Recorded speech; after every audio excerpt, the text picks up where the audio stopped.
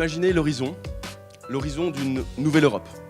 Une nouvelle Europe avec un véritable contrôle démocratique du principe de précaution par et pour les citoyens, à travers la mise en place de pratiques de démocratie participative.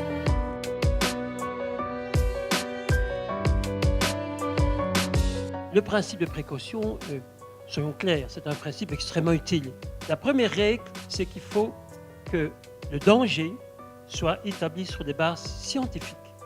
Donc il n'est pas question d'appliquer le principe de précaution sur la base d'allégations sans fondement, sur la base de ce qu'on peut appeler des fake news ou des fake risks. Et donc ça c'est important. Il faut qu'au départ, il y ait des données scientifiques qui indiquent la nature du danger. On a un pouvoir de négociation avec les autres qui est énorme. Et plutôt que l'utiliser dans le sens-là, on l'utilise dans l'autre sens.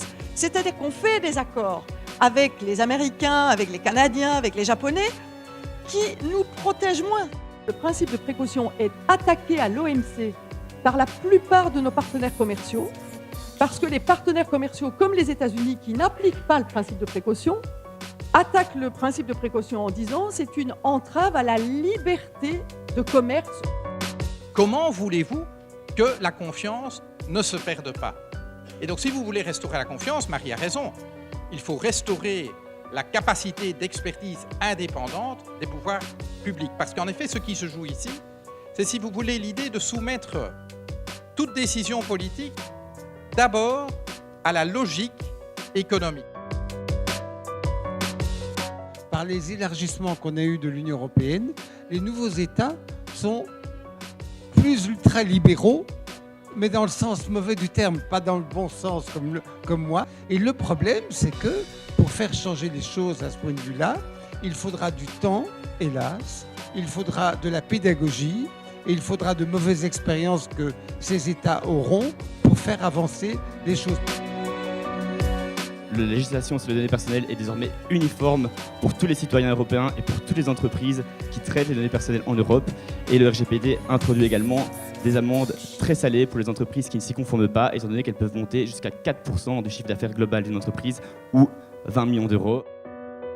Il y a quelque chose d'assez paradoxal qui est très spécifique à la matière de la protection des données, c'est que les citoyens n'exercent pas leurs droits. Ils ont peur, ils critiquent, mais ils n'agissent pas. Et donc d'ailleurs, on a beaucoup parlé du RGPD qui soi-disant consacrait des nouveaux droits, pas du tout. Ce sont des droits qui existaient chez nous déjà depuis 1992, mais on ne les exerçait pas. La question du numérique est quelque chose avec laquelle on va vivre, ça fait partie des transitions dans lesquelles nous sommes inscrits. On a sans doute au niveau européen sous-estimé, pas suffisamment investi. Nous sommes dans une société qui n'a jamais eu autant d'informations, mais n'a jamais eu aussi peu d'appareils critiques. Dans le secteur privé, je pense qu'il faudrait obliger toutes les entreprises commerciales à offrir une option payante. Moi, je préfère payer même 5 € par mois pour utiliser Facebook, contre la garantie qu'aucune, je dis bien aucune de mes données personnelles ne soit utilisée.